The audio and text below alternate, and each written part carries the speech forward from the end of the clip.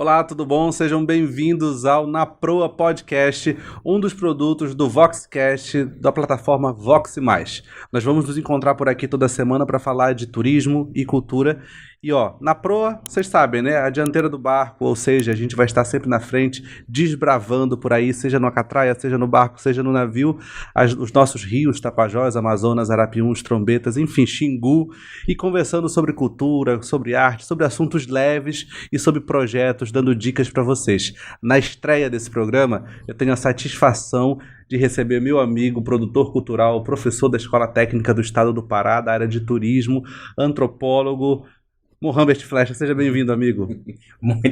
Muitas profissões, né? Mas estou satisfeito, né? A satisfação de estar aqui com vocês, contribuindo, falando um pouco de cultura, enfim, levando oportunidade para que a galera possa compreender mais o processo e trabalhar a questão da política de editais, né? As leis que estão vindo aí, enfim, tudo referente a essa questão voltado para as atividades culturais, também direcionado aos fazedores e fazedoras de cultura.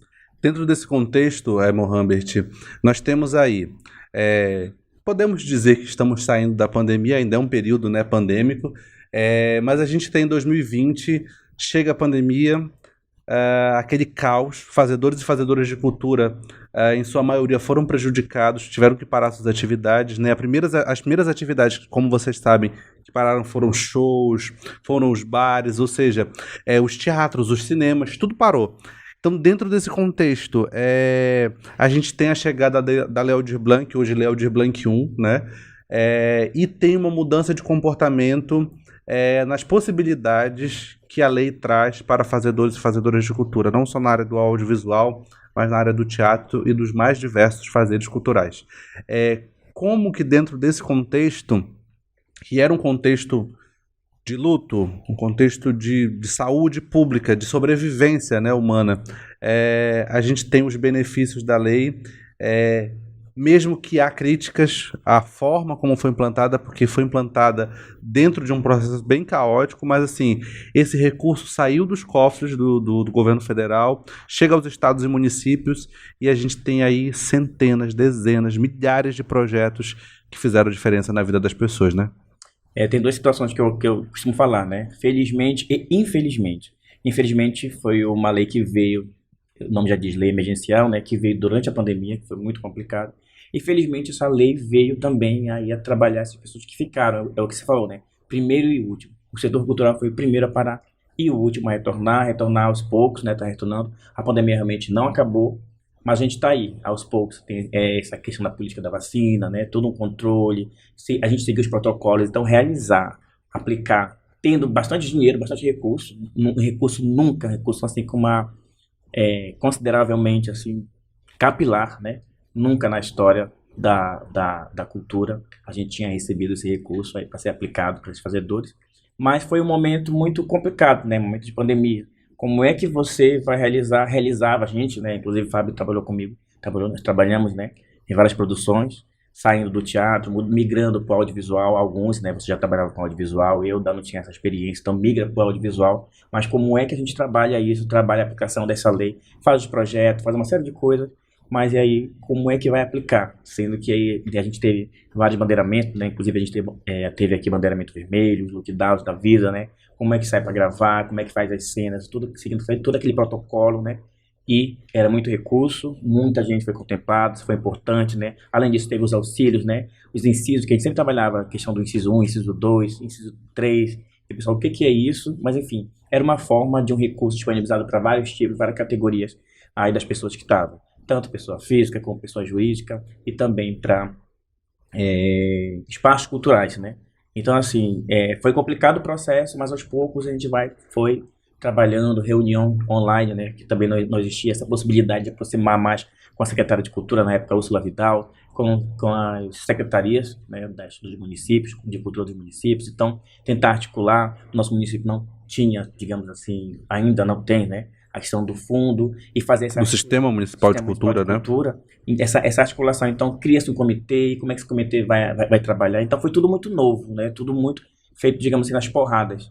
Mas as coisas aconteceram, estão acontecendo agora, né? A gente já teve essa votação para a lei, está falando da Lei Aldir Blanc 1, mas teve já as votações que foram vetadas no governo passado, né? E já retornado no final do governo, enfim, teve imposição de STF, foi um processo, né, de construção, mas felizmente a gente aí conquistou para esse primeiro mestre, na verdade, aí a lei Paulo Gustavo, e para o segundo semestre a Lei Aldir Blanc. Então, inclusive parar com recurso capilar mesmo de receber 160 milhões nesse primeiro semestre e 120 milhões no segundo. Toda essa provisão, né, que se tem, mas não só a gente tem que fazer o dever de casa, não só nós enquanto fazedores de cultura, mas as instituições, Secretarias de Cultura, alimentar a plataforma, montar um sistema de trabalho, enfim, trabalhar para que todos aqueles que fazem cultura possam ser alcançados. É isso que o Mohamed te apresenta, para você que está em casa, a gente entendendo esse processo da Lei Aldir Blanc. O inciso 1, que eram benefícios que foram distribuídos, né, para fazedores e fazedoras de cultura, onde você poderia solicitar. No inciso 2, a gente tem os espaços culturais, que foram administrados pelos municípios, né? Então, o próprio entendimento do que é espaço cultural, isso foi amplamente discutido durante o período da implantação da Lei Aldir Blanc. E acho que um dos grandes questionamentos é que a gente entende espaço cultural como algo físico, né? Então a gente olha para a Casa da Cultura e diz, é um espaço cultural. A gente olha para um teatro e diz, o teatro é um espaço cultural, mas a compreensão de um espaço cultural, ela é desde o cara que lê uma poesia na praça e a partir do ato cultural que ele está promovendo ali, ele transforma aquilo num espaço cultural. A galera de capoeira, que está ali na Anísio Chaves, né? A galera das bikes, dos skates, da cultura urbana, né? Que estão ali nos ambientes periféricos também produzindo cultura. Então, esse entendimento, muitas vezes também ele foi bastante debatido dentro desse processo de implantação da lei. E no inciso 3, eram os editais promovidos, tanto pelo Estado como pelo município, né? Então aí a gente teve, eu acho que o município fez pelo menos 10 editais na primeira e na segunda fase, e o Estado também foram muitos editais, né? Esses editais, eles tinham valores desde R$5.000, acho que o teto do Estado era 120 mil, né? 120 mil. Os editais de audiovisual que tiveram valores mais robustos, assim, né? Se você era pessoa física, você recebia o valor menos o imposto de renda, né? 27,5%. E se você era um CNPJ, um MEI, por exemplo, ou um coletivo que tivesse o CNPJ, você receberia esse valor integral. Ou seja, foi uma política totalmente nova dentro do contexto cultural para o Brasil todo, e que ela deixou um legado, acredito eu, muito interessante. Primeiro os fazedores e fazedoras de cultura às vezes precisam de pouco para fazer. A gente talvez não precisasse de tanto, mas obviamente que o recurso é nosso, ele é do Fundo Nacional de Cultura, então ele é um recurso destinado para essa prática, né? Mas o que a gente quer dizer é que projetos bonitos, projetos de relevância não só local ou regional, mas de relevância nacional, saíram de Santarém, e isso nos deixa orgulhosos ao ponto de dizer, opa, esses artistas só precisavam de um incentivo, de um fomento, de uma oportunidade para fazer acontecer. Isso é importante, né? E que ainda precisam, né? Esbarra-se na questão da burocracia, né? Tem toda essa discussão, como o Fábio até colocou aqui, citou, como tu colocou, mas esbarra em uma questão, que era a aplicabilidade dessa lei, a implementação dela, né? Os municípios que não tinham o seu sistema municipal de cultura já formado, o estado do Pará era o único estado, né? Ele está em processo de implementação, o único, chama-se SEC, né? Sistema Estadual de Cultura, o único estado do Brasil que não tinha implantado ainda o sistema estadual. Então, como é que funcionava isso? Cria-se os comitês, enfim, toda aquela loucura. E foi feito esse processo. O Fábio explicou assim, fantasticamente como é que era esse processo, tanto o inciso 1, quanto o inciso 2, quanto o inciso 3. Mas tentar acessar aqueles fazedores, por exemplo. Era tudo muito novo, então como é que se faz um projeto? Às vezes o artista, você falou, né? O espaço cultural é aquele que está ali lendo a poesia, aquele que está tocando repente na praça, aquele que está na capoeira jogando ali na praça. Talvez não saiba fazer um projeto, não saiba elaborar. Então, assim, todos esses critérios é muito complicado. A busca ativa que se ouve, né, tentar atingir as pessoas, eu sempre digo, atravessar o rio, né, as pessoas que estavam aqui na cidade tinham acesso mais rápido, mas as pessoas estavam lá, as comunidades indígenas, populações ribeirinhas, tradicionais, né, quem eram as pessoas, comunidades quilombolas, como é que vai acessar, como é que funciona, o que é ensino, não sabe nem o que é isso, como é que funciona a lei, quem recebe auxílio, onde já recebeu auxílio emergencial, depois auxílio da cultura, né, então esse processo todo foi um debate muito grande. E entender que nem todo mundo está na internet. A internet, ela hoje em dia, graças a Deus, ela é um veículo de comunicação incrível, ela alcança muita gente. Mas quando você fala o Alto Arapiuns, o Alto Tapajós, e tantas outras comunidades que a gente tem de rios pro Amazonas, etc., essa galera às vezes não está lá. Então o edital online, às vezes, ele é um caminho para muita gente, mas ele não atinge 100%. Então essas pessoas precisam acessar. E a própria compreensão da documentação. A gente pode falar que, mas abrir uma conta é facinho hoje em dia com os bancos digitais. É fácil, mas dentro de um contexto urbano, praticamente. Para quem conhece. Redes, né? a gente vive, acho que é uma realidade que é muito importante citar, e aí a busca ativa, em alguns momentos, ela falhou nesse aspecto, porque eu trabalhei como parecerista no Inciso 2, dentro do Comitê Gestor de Santarém, e a busca ativa, quando ela mandou para a gente a documentação desses fazedores, principalmente da região de Rios, as documentações estavam incompletas. Ou seja, você não sabia que a Dona Maria, lá do Arapiuns, ela era de fato fazedora. Então, como que a gente ia destinar um recurso para a Dona Maria, por mais que eu conheça alguém que diga que a Dona Maria faz, mas de maneira documental, aquilo não estava na plataforma, né, do governo do estado. Então, a gente precisava se respaldar. Então, aí faz reunião, faz ata, identifica através dos representantes que estavam ali, que eram, por exemplo, da questão dos quilombolas, né? Então a gente pega a Marluce, por exemplo, que esteve conosco no comitê gestor. E Marluce, você conhece a Dona Maria? Conheço. Ela faz.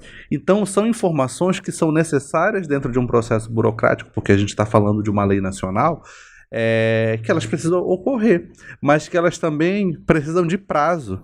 Então, quando a gente chega em dezembro de 2020, quando era o prazo de execução, ou seja, a gente precisava fazer o recurso sair, é complexo você fazer esse recurso sair de qualquer maneira. Ele não pode sair de qualquer maneira. Ele precisa sair respaldado por uma legislação e dentro de uma proposta que de fato alcance os fazedores e fazedoras de cultura, mas seja legal esse processo. E que existe todo um processo. Tu colocou uma questão muito importante, e aí a discussão, inclusive, dentro do conceito, dentro do que se pensa sobre cultura. Porque as pessoas pensam assim, por isso que tem esse nome, né? Fazedores e fazedoras de cultura, porque se pensa cultura de forma ampliada. A cultura é parte da música, é o teatro, é a dança, mas é bem mais além que isso. Quando a gente atravessa a via, conhece populações ribeirinhas, a gente conhece as comunidades quilombolas, a gente vai fazer esse mapeamento, mas a fulana faz alguma coisa, ela já vive o espaço cultural, né? É já o que se contempla. Então, assim, até pensar, até tentar fazer com que os gestores entendam que aqueles são fazedores de cultura, isso é um processo complicado. E uma outra questão que eu achei assim, que tocou muito importante, os primeiros editais, a gente fez o quê com os primeiros editais? Foram pouquíssimas pessoas que se candidataram, sobrou recursos. Havia dúvida, inclusive minha, nos primeiros editais eu falei, não sei não vou me inscrever nisso, antes ainda de fazer parte do comitê, eu digo no estado, né? Será que esse dinheiro todo, assim, esse montante todo... Há uma desconfiança, né? A gente é acostumado, a galera da cultura, a não ter recurso. Quando tem, a gente olha assim e diz, epa, tem um negócio estranho. Eu sempre falo recurso capilar, que era realmente recurso que o Estado do Pará nunca tinha recebido. E aí, nos últimos editais, quando raspa-se o taxa, aí pega as sobras e publica mais editais ainda, aí você viu que a galera começou a ir atrás, a aprender, todo mundo de forma colaborativa, você... Os projetos, né, estavam mais elaborados, essa coisa toda. De cultura, todo mundo ajudando e compreendendo. Então, assim, a gente tinha uma disputa, digamos, de 100 prêmios, tinha escrito 400. Depois isso virou uma disputa de 100 prêmios para 2.000, 3.000, 4.000 pessoas. Isso é muito bacana, né? Então, assim, o recurso aumentou. Então, vamos ver como é que vai funcionar essa questão de acessar esse recurso, né?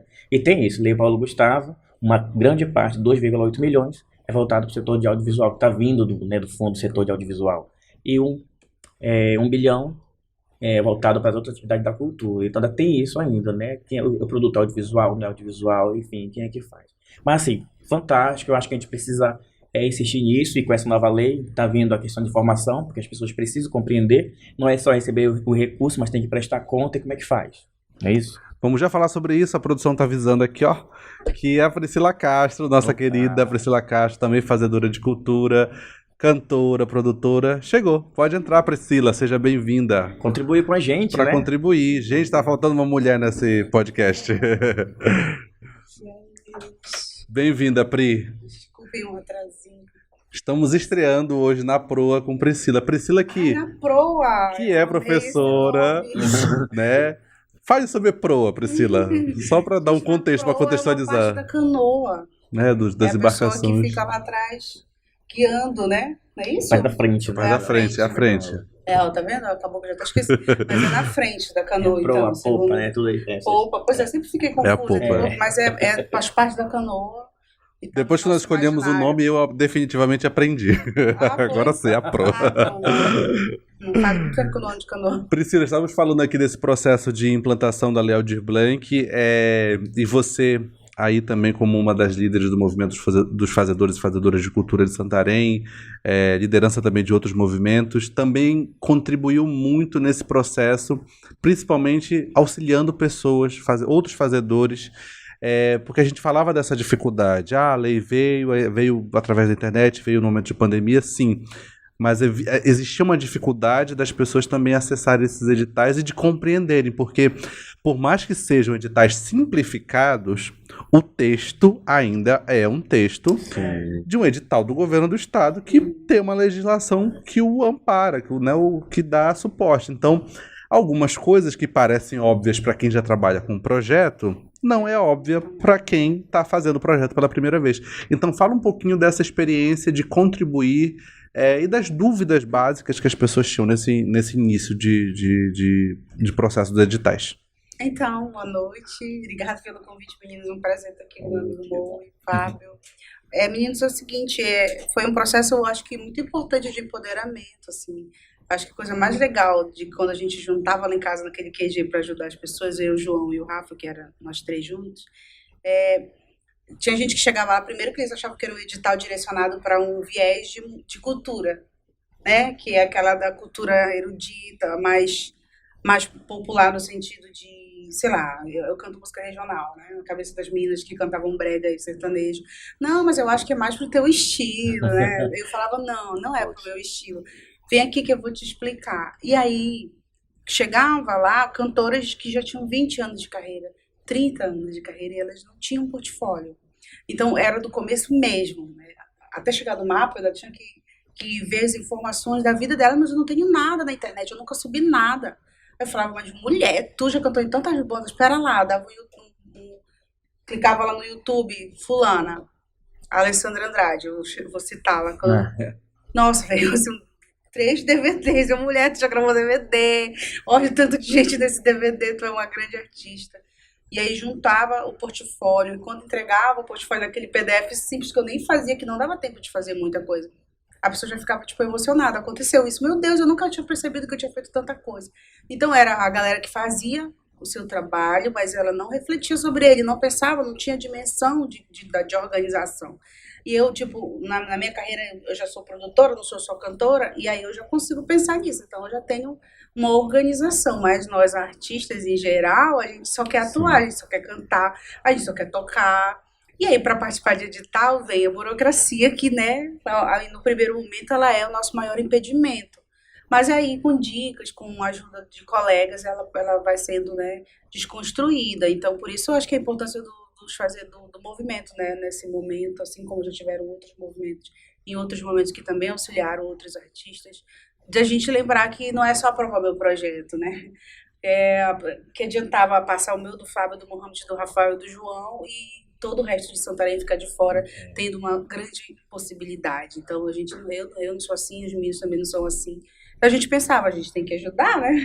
Vamos aqui. Então, virava QG mesmo, de virar à noite, a gente saía de casa 2 horas da manhã, assim. A gente dormia em casa, porque o prazo aí morava muito longe. Aconteceu, assim, uns 3 momentos, assim. E houve também um momento de intercâmbio, né? Eu digo assim, com os projetos aprovados, então, Mohamed é produtor, tá no meu projeto, tá no projeto da Priscila. Então, assim, houve um fluxo de pessoas, de fazedores, transitando entre os projetos. aprovados. Isso é legal também. Então, mesmo que determinado artista, por exemplo, né, no Piracaia, a gente teve artistas da nossa line-up que de repente não conseguiram aprovar projetos na Aldir Blanc. Mas dentro daquele contexto da programação, eles estavam incluídos, ou seja, continuavam também recebendo recurso da lei de alguma maneira. Então, teve um impacto positivo, né? Fluxo de trabalho. Fluxo de recurso, assim, por exemplo, na Mãe Viraporca, acho que o Mohamed lembra muito disso, que foi o nosso primeiro projeto que a gente gravou aí lá ainda, foi bem no início, né, de 2021, né, amigo, foi isso? Lockdown e tudo. Tava em pleno lockdown no início do ano, e aquele caos, e a gente comprando material, né, a gente no comércio, indo atrás de material para comprar, indo fazer placa, indo gravar no Salvação, ou seja, esse recurso ele não ficou com os artistas, ele circulou, ele girou, deu um giro na economia. E é importante a gente ter essa noção de que a economia da cultura, e aí a nova ministra da Cultura vem falando, ela tá falando essa palavra que eu acho muito legal, economia da cultura, né? Falar de que gera fluxo. Né, por exemplo, os teatros, todos eles pagam impostos, e eles pagam impostos nas capitais, né, em cima do ingresso, que é o ISS. Ou seja, cada ingressinho vendido está gerando imposto para o município. Então a gente não pode ignorar o fluxo que esses recursos trazem para os municípios, para os estados. Felizmente nem todo mundo tem acesso, uma coisa que ela falou, assim, a Priscila colocou importante, né? E aí monta o QG, monta todo mundo. Sem contar, eu tenho certeza que aconteceu com todos vocês, né? O telefone toca, o zap toca, aquele monte de mensagem, não consegue responder. Calma, eu tenho que me concentrar aqui, porque tem que produzir. E tem outro, opa, fulano quer, meu Deus, o que eu faço? Eu não consigo. Então, sabe, a gente quer ajudar todo mundo. Foi uma coisa, assim, bem legal, assim, todo mundo colaborando. Pô, passou, e aí, como foi que tu fez? Cadê o modelo? Todo mundo te ajudando, assim, bem bacana. Achei super importante. Mas essa aplicabilidade que precisava, infelizmente, nem todo mundo tem acesso, né? Como eu falei, os últimos editais, praticamente, quando veio a Raspa, já tinha mais de 2.000, 3.000, não sei quantos mil inscritos, e aí, opa, geração gera a Raspa. Mas é isso que você falou, conseguiu atingir outras pessoas, conseguiu gerar o fluxo, conseguiu pagar quem é do comércio, quem costura, quem faz o banner, quem enfim, ou seja, gerando realmente o fluxo. Eu penso que, porque, Fábio, a gente precisa desconstruir muito essa ideia de que tudo na arte, ele sei lá, é um dom. Não é um dom, é muito trabalho envolvido. Então, para eu cantar, eu preciso de alguém que faça o meu figurino, de alguém que faça a luz pra mim, de alguém que faça o som pra mim, de alguém que carregue o som do cara pra ele, pro técnico de som montar. E aí, né? pro músico, o transporte, o cara que é motorista da rodada. Se você toca alter, dormir alter, a logística de deslocamento. A logística de deslocamento, a alimentação, né? Então, assim, só no meu CD, por exemplo, foram 11 músicos envolvidos, 11 famílias atingidas diretamente com o cachê.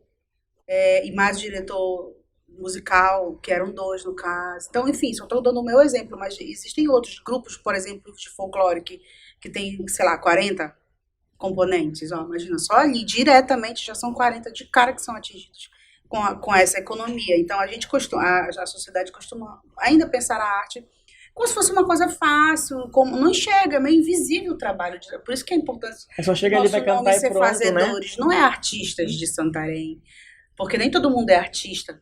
Sim. Todo mundo, a maioria deles é fazedor, que tem uma diferença. Mas nós, artistas que estamos lá na ponta, a gente não vive sem toda essa cadeia produtiva aqui, né? Eu estava lendo para vir para cá um artigo do Juca Ferreira, que ele fala assim que depois da queda do Muro de Berlim, por exemplo, ninguém queria visitar a Alemanha, porque ela estava destruída.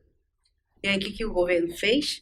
Ele começou a investir em cultura, aí construiu grandes museus, fez grandes teatros. E aí as pessoas começaram a conhecer a Alemanha a partir da arte. E aí ela virou o grande... Então, olha que louco se nossos governantes pensassem, por exemplo, Santarém não tem um teatro, né, gente? A gente não tem um teatro. A gente tem uma casa de cultura que está abandonada, que está daquele jeito lá, que continua há gerações daquela forma. Um teatro que ele é legal, nos ajuda, mas não é o ideal. E aí, não sei, as outras construções que se faz na cidade, elas pensam que a arte pode ser também ali um grande... E enquanto, Priscila, acho que essa tua fala através do Juca Ferreira. Que era o nome da gestão do Gilberto Júlio. Sim, então você traz aí essa ideia da Alemanha, mas também ela traz essa ideia de memória, porque a memória com a cultura alinhada, eu sempre digo, eu fico muito chateado, e aí a gente está falando aqui de cultura nesse aspecto, que é o seguinte, as obras públicas todas, eu não estou falando só de Santarém, isso parece que na Amazônia é muito assim, mas Belém a gente ainda tem ali algumas coisas, mas elas são construídas sem referenciais. Sabe, você tem aí inaugurando a orla de determinado lugar, essa orla é um concreto com guarda-corpo de metal e é isso. Não tem um alinhamento com a história daquelas pessoas, sabe, com aquilo ali. Então a gente tem pouquíssimos casos na nossa região onde tu olha para a cidade e tu diz assim, tu reconhece os elementos culturais em cada coisa. Em Aparecida do Norte, acho que o Mohamed te lembra, as lixeiras são sinos. Sabe? Aqui poderia ser tanta coisa, o panela. Fazendo referência à Basílica. Então, sabe, isso também é turístico e é uma das pautas aqui do NAPRO. Então, sabe, os elementos se comunicarem e essa mudança de comportamento nas pessoas, ela não é para hoje. Ela não vai acontecer daqui para 2024, processo, é um processo que ele é lento. E eu sempre digo que o processo da Aldir Blanc aqui na nossa região, eu vi tanta coisa acontecendo em 2020, 2021, 2022, ainda resquício da Aldir Blanc, que eu costumava dizer para pessoas que eu conversava, falava, gente, eu acho que a gente está vivendo a nossa semana, que é um pouquinho maior, né? Foram anos, a ser o nosso ano da arte, o nosso ano de ver fazedores fazendo, porque a gente percebeu... No teu disco, por exemplo, Priscila, não só a arte na música, não só a arte no som, mas a arte gráfica nos elementos que compõem. Sabe, se você for no Spotify e ver o produto visual que o CD da Priscila apresenta, e eu já te falei isso, e aí eu falo aqui de público, é uma das comunicações mais bonitas que a gente tem dentro desse processo. Por quê? Porque a gente se permitiu, já que a gente tinha recurso e tempo... a fazer arte, a viver isso e dizer assim para um design, construa isso dessa maneira, com tranquilidade, sabe? Tem tanto tempo, aí você desenha e o vai fazer arte gráfica. A Debs desenhou e aí o Maziri maravilhoso fez a animação. E aí quem fez a capa da minha foto foi a Andressa. Quem fez a minha foto da capa foi a Vanessa. E quem fez a rede social foi a Carol. Olha, só na comunicação, o tanto de gente que estava. Importante citar os nomes, né? Então, o Rafael fez a direção executiva. E eu tinha 2 diretores, o menino que capta o som, o Doug. E fora os dias de ensaio que também você paga. Então, só aí, né? Fora o direito autoral para composição. Então, é um fluxo. As participações que tiveram, né? O custo que a tua participação para gravar lá, onde eles estão, é você que paga, né? Então tem todo fotógrafo um processo. Da arte, eu acho assim, sabe, Fábio? Eu tenho 12 anos, não, já tenho 13 agora, 13 anos de carreira. Eu nunca tinha tido a oportunidade de ter um recurso para eu trabalhar do jeito que eu sempre sonhei, porque a gente sempre fez as nossas coisas, gente, abrindo mão. Tipo, eu preciso de um design, do animador, não sei o quê, do social media, mas eu só consigo design e o social media. Os 2 aqui eu já tenho que tirar, porque eu não consigo pagar. Aí a gente vai trabalhando com o que a gente tem. Agora, quando chegou o dinheiro, e aí eu ainda fiquei triste porque eu usei no meu CPF, teve todo um desconto, e aí a gente aprende a abrir. Ali eu entendi que eu tinha que ter o CNPJ. Sim. E aí foi um erro, aí eu apanha, bem feito. Tem tantos anos de carreira não tenho CNPJ, né? Bem feito pra ti. Aí em 2023 eu tenho o CNPJ. Né? Mas, na verdade, os 2 aqui, né? Os 2, o Mohamed criou. Em janeiro criou o CNPJ. Priscila Castro, Letras e Arte, que eu ainda faço a revisão, tá tudo junto. Olha. E aí eu fiquei, Fábio, muito impressionada de como que era legal ter grana pra fazer. Eu falava, nossa, Rafael, meu Deus, se eu tivesse todo ano desse que eu gravava um puta CD todo ano, porque é uma galera muito boa que só precisa de oportunidade. De verdade, a gente não deixa de desejar em lugar nenhum. Em todas as nossas linguagens de arte aqui em Santarém, a gente tem gente genial em tudo quanto é canto. E é engraçado, quanto mais eu conheço Priscila Mohamed, quanto eu mais conheço gente, a gente vai descobrindo fazedores de outras áreas, você diz assim, nossa, meu Deus, essa galera, onde que essa galera tá? E a gente vai conhecendo. E a gente abre o olhar também. E a gente abre o olhar. E aí a gente começa.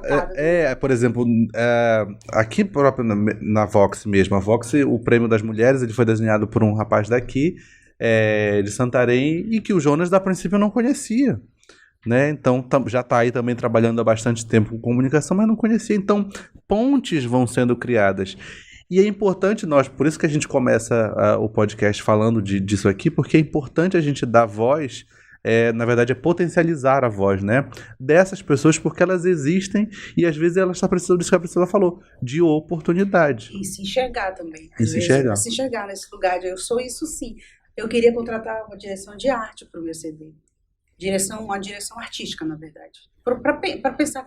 Aí eu falei, mas eu já faço isso há tanto tempo, então eu vou assinar a minha direção de arte, porque fui eu que pensei. Aquela capa, eu que pensei o repertório, eu que ficava dando bedelho em todas as músicas que me mandavam arranjo, olha, mudar aquilo, acho que... Então, eu faço a direção, só que eu não me via nesse lugar, igual como eu não me via como produtora, quando eu fechava os meus shows, eu ganhava só como cantora. E eu ralava a semana inteira pro show estar pronto, e eu fazendo a produção. A minha grana da produção. E alguém um dia me disse, ué, mas tu só ganha como cantora? Aí eu falei, tu doida, mulher, tu passa a semana inteira trabalhando igual uma maluca e tu só ganha. Aí eu fui entender, falei, nossa, é verdade. Então eu não me vi. Então agora eu encho a boca para falar. Eu sou produtora cultural, eu sei fazer direção artística. Se tu me der um produto, me contar a tua história, eu consigo pensar com você sobre uma concepção pro seu trabalho. Mas é isso que tu falou, assim, importante, interessante, né? Que ela falou logo no começo, e a gente não sei o que, eu vou cortar o social media, vou cortar. Mas a gente acaba fazendo, porque se não tem dinheiro para pagar o outro, a gente acaba aprendendo, né? E aí faz, é o que ela falou. Não tem quem dirija, mas eu tô fazendo a minha direção, tô fazendo a minha produção, eu tô fazendo, da comunicação, não sou jornalista, tá? Mas eu vou criando meu textinho, minhas pautas, já, olha, alguém da área da comunicação me ajuda nisso aqui. Né? Sim. Criando, tudo já fazendo, porque não tinha recurso, né? E se tem, a gente precisa também dividir com essa galera que trabalha e que é profissional, respeitar os profissionais, parada, né, da área. Ficar precisando em pauta, se eu tenho o Fábio para fazer para mim, gente. O Fábio tinha falado uma coisa, inclusive, ontem conversando sobre essa ideia que é diferente, né, da assessoria de imprensa, uma co-assessoria que trabalha com assessoria de cultura, que é uma outra, que é uma área, né, mas que é uma coisa ontem nós discutimos, precisa só para atualizar, né, e trazer a conversa para cá. Eu tô olhando vários lugares. Não, olha, tá tudo certo. Tem 10 câmeras pegando a gente, né? As câmeras estão aí registrando a gente, ele volta registrando tudo. E dentro desse contexto é o seguinte, a gente tá falando que a assessoria de imprensa, esse termo de maneira geral, ele é específico, obviamente, relacionamento com a imprensa, mas a assessoria de imprensa voltada para a área da cultura, ela é um outro contexto. Por quê? Na nossa cidade hoje em dia, você não tem na redação alguém só com cultura. Não. Então a gente hoje em dia, de maneira local, você consegue dialogar facinho com os veículos. Mas quando você passa para Belém, quando você passa para Manaus, para os portais maiores da região, tu vais entender que tu só fala com cultura. Tu fala com uma pessoa que ela é responsável pelo caderno de cultura, no impresso ou pelo online. E ela não é a mesma pessoa que fala sobre política. Sim. Ou seja, esse assessor de imprensa, ele já não pode ser um assessor de imprensa quando tu pensa no nível nacional. Acho que no teu CD, tu teves um assessor em Belém, né? Não teve essa divisão? Eu tive, não em Belém, eu tive a Lene, que tem experiência. Que tem experiência com a capital. O Rafael falou, bom, nós temos né, entraves locais, nem sempre a imprensa dá o valor que você precisa. Então vamos pensar de maneira mais abrangente para o seu trabalho furar algumas bolhas. Quem aqui em Santarém tem esse diálogo com a imprensa regional?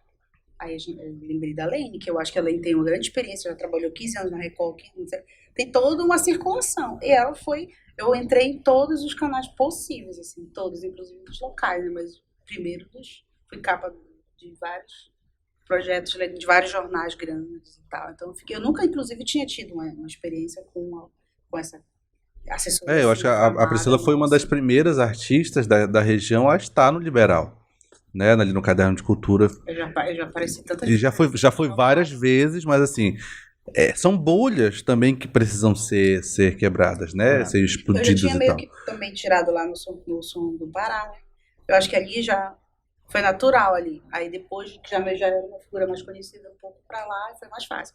Mas antes de furar essa bolha, a gente só fura com uma ajuda realmente de assessoria. Não dá pra furar sozinho, escrevendo um texto na internet, assim.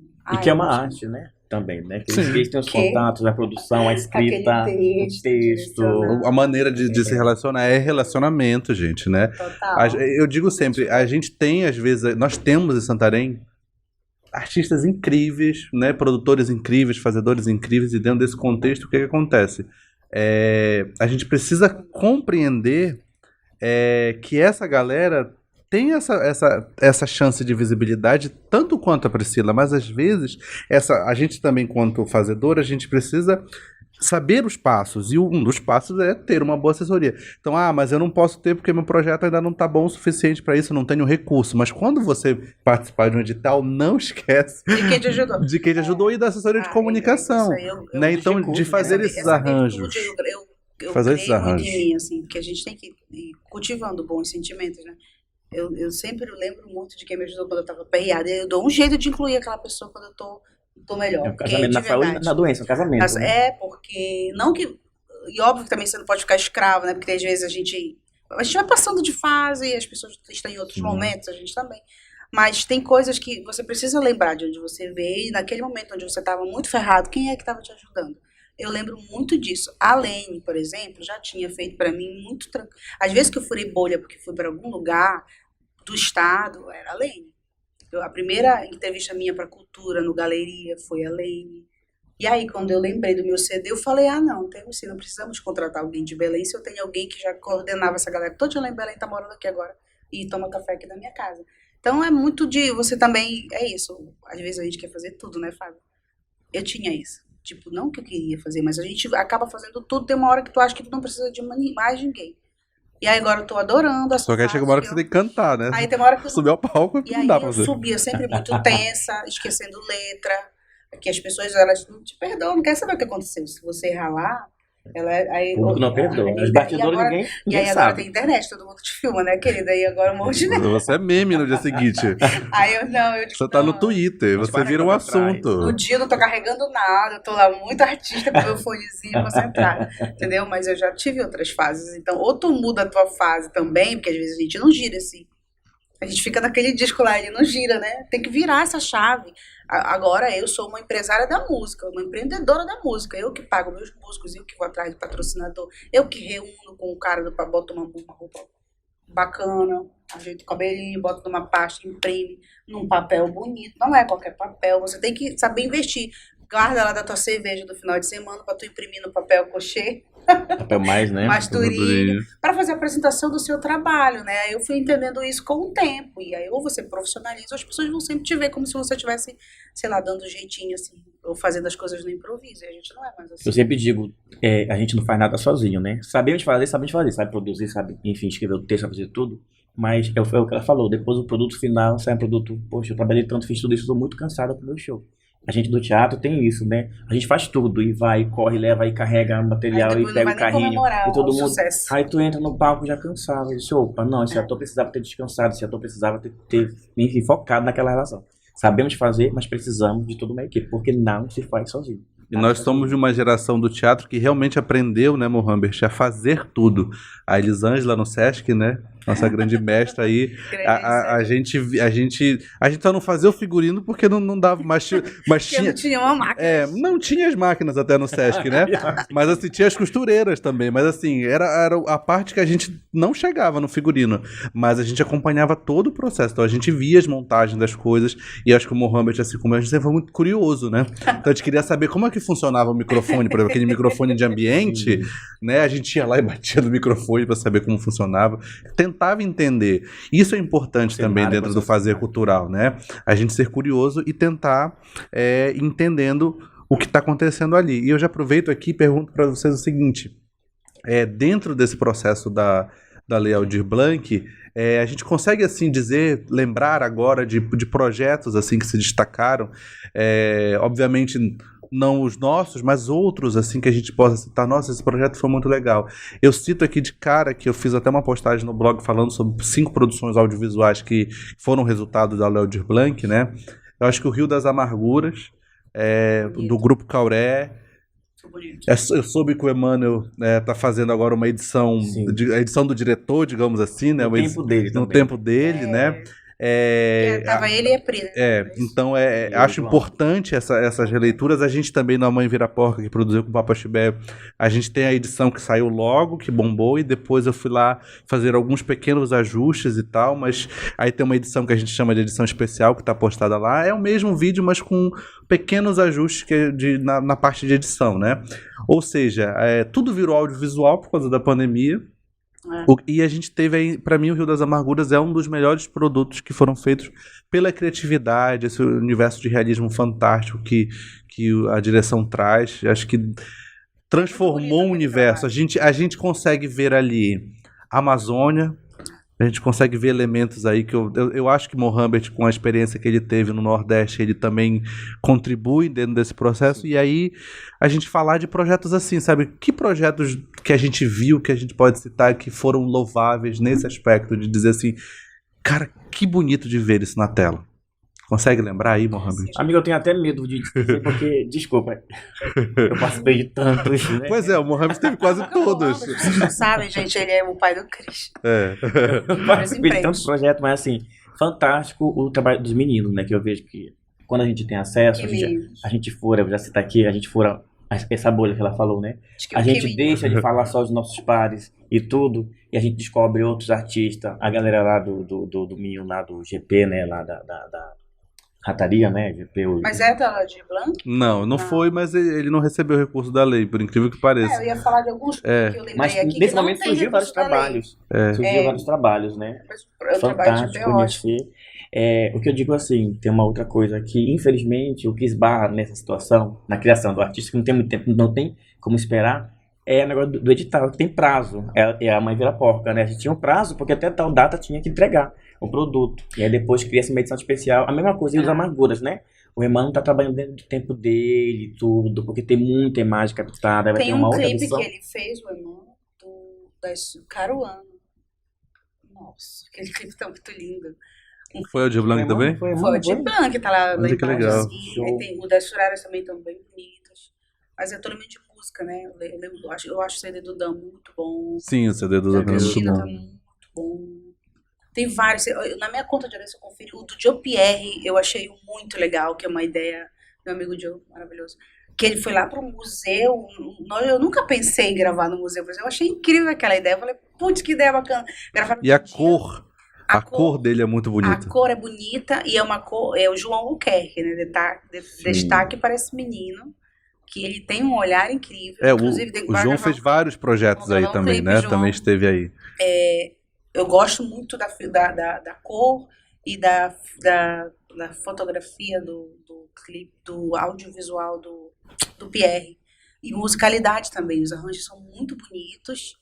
Para mim, o que mais me chamou a atenção nesse processo de música foi o do Joe Pierre. O trabalho do Ravi, né? Mas o Ravi tava no Aldir Blanc? Tava, o projeto dele é da Aldir Blanc. Então, eu ia dar destaque pro projeto do Ravi, mas eu nem sabia que tava no Aldir Blanc. Mas o do Ravi, pra mim, de todos, ele é o mais transgressor no sentido de audiovisual, assim, pra mim, né? Na minha opinião. Primeiro, aborda temáticas que são muito sensíveis para essa nossa sociedade conservadora, com um olhar fotográfico e um texto muito bom, uma fotografia muito boa, e a atuação, destaque ali para a atuação do Ravi. Como ator, que ele é ator, né? Além de um grande cantor artista. Eu fiquei muito chocada, porque para mim era muito diferente de absolutamente tudo que a gente já tinha feito aqui. E tem um João de novo envolvido. E aí quem tava lá filmando? Uma das músicas do Ravi, uma das partes do clipe, porque é o filme, né? Que é feito em plano sequência. Que os elementos vão entrando e saindo. Gente, assim, pra mim, aquilo ali, eu olho aquilo, Tu não fica acreditando com o dinheiro que eles tinham, o que eles fizeram. Sim, porque eles não eram muito recurso. São 9 clipes. E aí tu olha pra aquilo, porque plano sequência, gente, é muito difícil de ser feito pra quem trabalha no audiovisual. Inclusive, o Emmanuel começa o Rio das Amarguras com um plano sequência. E assim, pra mim, o filme tem que te conquistar de cara, né? Sim. E aí, quando ele começa, uma cena do Lenilson saindo lá do andar de cima da Casa da Cultura, desce a escada e vai pro palco. E tudo isso em plano sequência, com a câmera andando de costa, né? Possivelmente. E aí tu diz assim, meu Deus, que incrível isso. Pra quem é do audiovisual, a gente sabe que fazer sem corte é difícil, gente. Quem captou a imagem? João Albuquerque. Olha, João Albuquerque, gente. Mim, aplausos para o João Albuquerque. Os melhores clipes daqui da região, que eu acho, né? O do João, que ele fez lá do Onça Pintada, aquele clipe é um primor, gente. Aquele clipe ali é incrível. E eu acho que depois de Carimbó, ele veio logo em seguida, e depois veio vários outros. Eu achei incrível. Porque a gente não tinha essa produção audiovisual e de clipes aqui em Santarém, né? Porque a gente não tinha dinheiro, a gente é muito caro audiovisual. Eu só soube gravando um clipe. Eu achava que era mais fácil. Por isso que até hoje eu nunca a gente pensa assim, né? Olha e diz assim, não, mas é só pegar uma câmera, né? Uma câmera que fica depois joga o som da música e é foi. audaciosa, né? Porque tem todo transporte de equipe, eles vão pra onde. Gente, a Priscila fez o clipe dela, não foi o de Blank, né? Eu fiz uma vaquinha. E teve até barco. Eu tinha 5 mil reais. O clipe, se você for somar, nós já fizemos um levantamento, eu e o Rafa, dá uns 60 mil reais. Por baixo, sem ninguém me cobrar cachê. Tipo, sem a briga receber, que ela não recebeu, e sem os figurantes recebendo, que tinha figurante pra caramba. Eu tô falando só do que a gente usou. E aí a network, amigo. Aquele barco ali foi emprestado. Oi, pessoal do Saúde e Alegria, amigo. Quem olha, nossa, esse clipe foi caro. Quem olha o clipe. Sim, as pessoas falavam, caraca, tipo, como foi? Eu falei, olha, nem te conto. Então, assim, ele foi ousado, ele foi pensando no plano já de furar bolha, de ir pra Belém, e pensando nos sons do Pará. Sons do Pará. Mas eu achava que não tinha que ser, sei lá, eu achava que era qualquer um, né? Não, vou explicar de novo, porque eu tô me enrolando. Não sabia que para ir para os sons não podia ter colocado no YouTube, e o meu já estava afastado. Tinha um critério, né? Tinha um critério. Odeio esse negócio de inédito. Não, tu lança lá, e aí depois tu pode fazer o que tu quiser com o clipe, mas primeiro tu lança lá. Só que eu já tinha lançado, e aí eu fui com a moça, eu tinha feito uma reclamação, né, sobre, nossa, é um projeto Sons do Pará, e você não vê muito além da metropolitana, e etc. E aí eu mandei um e-mail para lá. Passa aqueles e-mails lá fica passando assim, gente, na internet? Olha, eles responderam. Tem uns que nunca respondem, gente, aí nesses e-mails assim. Eu fui atrás do nome da pessoa que coordenava e ela me atendeu super bem. Eu falei do meu clipe, mandei, ela achou lindo.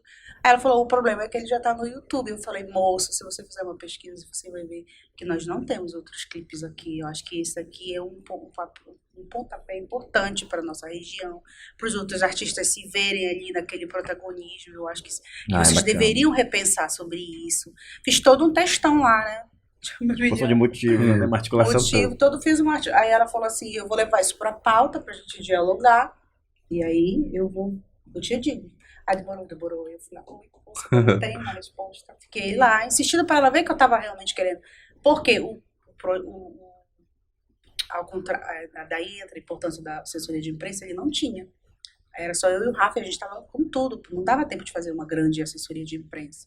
Então ele não teve a repercussão que ele merecia pelo trabalho que a gente fez. E aí eu fiquei indignada, porque quando tu se esforça muito pro negócio... Sim, a gente quer que a coisa apareça, né? Aquele meu trabalho estava bom, eu sabia que estava bom, muito além do que eu imaginava. Nossa, a Priscila deu um show de direção.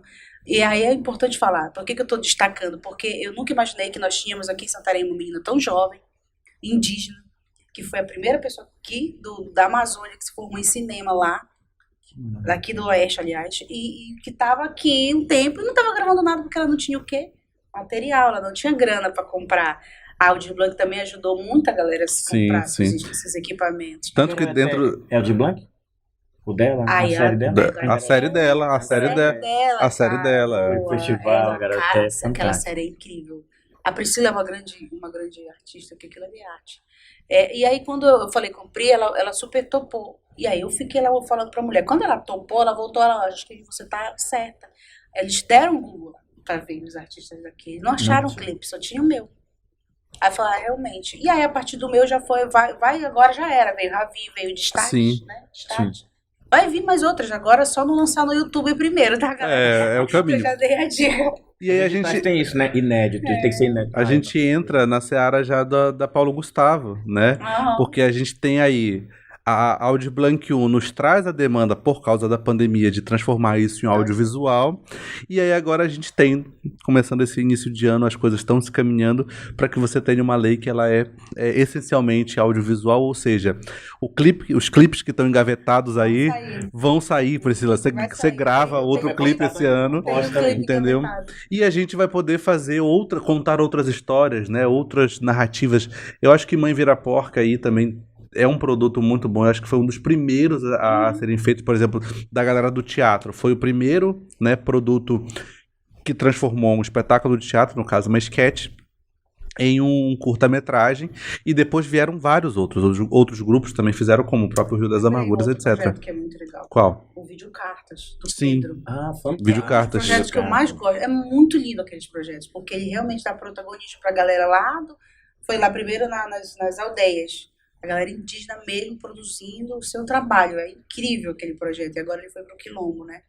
E é um projeto da Lei Aldir Blanc. E que é caríssimo, porque ele passa semanas num território, depois no outro. E aí. Assim, Dos quilômetros, rapidinho, dos quilômetros, lembrei também os trabalhos do projeto que o Aldo, né? O Aldo. Lá. Foi lá que eu conheci a dona Cleide. Nossa, No inclusive. trabalho. Porque todo Uma mundo novidade. começa a compartilhar o trabalho um com o outro, né? a dona Cleide que tocou no Sinhoté. Assim até. O trabalho São redes, gente. São redes. E é isso, Priscila. Eu acho que um dos grandes acertos da lei é isso, a gente conhecer o trabalho do outro. Isso são redes que vão sendo construídas, né? E assim, tem muita gente aqui no canal que talvez não entenda o nosso contexto, porque são pessoas de fora, mas assim, é o seguinte, você tá na Amazônia e para você chegar em determinada comunidade, às vezes são 8 horas de barco. Nossa. Então, para você gravar como esse trabalho que o Pedro faz, né? Você vai ali levar, Faz compras, você vai fazer compras para colocar no barco, seus mantimentos, você vai passar ali 10 dias gravando.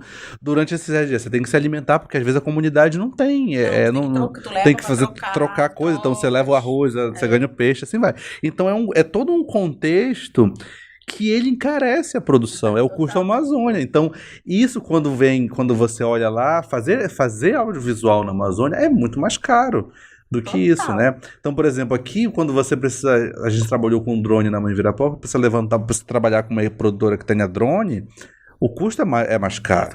Nem todo mundo trabalha. E nem todo mundo... E nem gosta de alugar também. Nem gosta de alugar. Então, sabe? Então, são contextos que a gente tem, né? E aí eu começo a falar para você o seguinte, essa expectativa da Paulo Gustavo para os fazedores e fazedoras de cultura, a gente já tem aí, muita gente já sabe fazer projeto, muita gente ao longo desse processo aprendeu a fazer audiovisual, pontos incríveis, produtos incríveis, como citamos aqui. Esse intercâmbio eu acredito que vai continuar rolando, né? Ou seja, a produção daqui vai para ali, se deslocando e tal, isso é importante. E temos aí boas perspectivas dentro desse processo, dentro dessa mudança de gestão no governo federal. Temos a retomada do Ministério da Cultura, né? E temos aí a garantia da execução que foi feita lá na transição também, tanto da Paulo Gustavo como da Aldir Blanc, ou seja, e a Aldir Blanc vai ser uma política durante 5 anos, né? Isso, Priscila, ela vai ter, ou seja, mais 2020 está garantido mais um ano da próxima gestão. Ou seja, esses editais que a gente falou aqui no início, eles vão ser uma política pública do governo federal agora todos os anos. Ou seja, gente sonha, né? Pelo amor de E para além Deus. disso, para além da Lei Aldir Blanc, para além da Paulo Gustavo, a política de editais, né? O recurso aí para o Ministério da Cultura são um pouquinho mais de 10 bilhões E tem de o reais, fundo, né? fundo de audiovisual. Sim. Então, assim, tem recurso para tudo. O Pará está recebendo aí de Paulo Gustavo 160 milhões, Lei Aldir Blanc 120 milhões. Então, assim, tem projetos para ser executado com a galera que ficar atenta, né? Não, exato, já ia falar sobre isso. A gente agora tem possibilidade, não tem mais desculpa de dizer que não tem recurso. O que a gente precisa agora? Que os nossos gestores municipais e do Estado, né, mas em especial os municipais, eles façam o seu trabalho, né, Fábio? A gente ainda até agora não prestou conta da nossa Lei Aldir Blanc 1. A gente, não sei como é que vai ficar Que encerra o agora. prazo em julho, né? julho de 2023. né? As nossas pautas, que Se a já gente são não presta históricas. conta, a gente não recebe recurso, então é complicado isso, né? Nós estamos estancados bem aqui, eu tô bem E a gente não tem o nosso sistema, né? Então, já ia o nosso falar. sistema municipal de cultura, ele não foi implantado. Eu acho que isso é uma lição de casa do município, mas é uma lição também da Câmara. A gente precisa que a nosso legislativo ele tenha acessibilidade com a pauta cultural. Isso não é uma realidade exclusiva de Santarém. É importante lembrar que municípios como Belterra, como Monte Alegre, Não como usaram eu não sei se Alenquer devolveram recurso, a hora de terminar executou, mas eu não tenho certeza que executou tudo. Ou seja, a gente tem um cenário de prospecção muito positiva para os próximos 5 anos, mas a gestão pública dentro da sua competência, precisa fazer as lições de casa necessárias. Sabe o que eu penso? Sabe, Fábio? Eu tava olhando aqui para baixo, que engatou o negócio. Acho que às vezes o político ainda acha que cultura não dá voto, né? Que é um pensamento burro, né? Muito burro, é ignorante. A gente deu vários exemplos aqui de como que a cultura ela tem uma cadeia de pessoas, uma economia criativa de cultura. E aqui nós temos ainda políticos que eles acham que não dá, então eles ficam ligados na administração, lá no turismo, não sei mais aonde, em todos os outros setores, porque ele acha que, imagina você achar que cultura não dá voto, meu filho, se tu faz um grande festival folclórico, o tanto de desvoto que tu vai ter. Então não chega a ser burro, você agora vai ter recurso para você fazer o que você bem entender. Por isso que eu digo, se a gestão não faz, resta a nós fazedores nos tornarmos empoderados e entender que a gente não depende deles. Se tiver edital aberto aí, você escreve o Festival Folclórico independente. E participa. Junta, e capta faz um recurso. coletivo de grupos e capta recurso e vocês gerem. Entendeu? Então a gente precisa também sair, né, os grandes festivais, os grandes festivais que existem no país, se você for olhar hoje, o governo tá lá porque se ele não tiver, ele é muito burro. Mas sim, eles não precisam mais dele, já estão cheios de patrocinadores, mas isso partiu desse umbigo aí descolado. Então eu acho que aqui em Santarém ainda existe um pouco disso, né? Ainda falta um pouco de mais empoderamento, a gente vem trabalhando isso com os nossos amigos, a gente fica enchendo o saco lá no grupo, vem para reunião, vem entender sobre isso, lê isso. As pessoas às vezes não querem clicar no link para ler, eu sei que às vezes tem gente que realmente não pode, que inclusive no Ministério da Cultura da época do Gilberto Gil, tinha editais que eram para pessoas analfabetas, que ela fazia a partir de entrevistas no celular, que sim, alguém gravava. Então, hoje em dia, com a tecnologia que a gente tem, é muito mais fácil fazer isso, inclusive. Então, existe essa possibilidade, mas são para pessoas analfabetas. Agora você que tem o celular, que tem Instagram, que tem Twitter, que tem o TikTok, que faz tudo no seu celular, você não é analfabeto, muito menos digital. Então, as desculpas, elas não cabem para você nesse sentido, entendeu? Então, acho que também tem que se ligar. Às vezes o artista tem aquele artista, eu não quero, só quero fazer a minha arte, mas ele quer que tenha um recurso. Então é necessário, sim, a gente sabe, para arregaçar as mangas e ir atrás, saber, entender como é que funciona, eu quero que meu projeto esteja. Ideia todo mundo tem, né? Mas como é que se coloca no papel? Então é aquilo, né? O trabalho colaborativo. A gente está contribuindo de alguma forma, a gente coloca a postagem, a gente coloca algumas coisas. Você, amigo, tu sabia que eu já fiz um monte de curso de tanto que tu fica mandando o link lá? Sim, tem várias possibilidades, né? Gente, dentro desse contexto, pra gente ir concluindo o nosso podcast, a gente teria que, assim... Gente, depois a gente vai voltar a marcar uma segunda conversa, porque é muita coisa, e principalmente eu acho que depois a gente pode... voltar para falar dos projetos que foram executados na Paulo Gustavo, porque eu imagino que vem muita coisa boa para ir. Mas eu queria que vocês falassem sobre essa expectativa de maneira sucinta para o ano de 2023 na área cultural. Sabemos das problemáticas que temos e enquanto movimento cultural a gente vai estar lá lembrando aos gestores, ei, acorda, vamos estar chegando a lei, precisa cumprir os prazos, etc.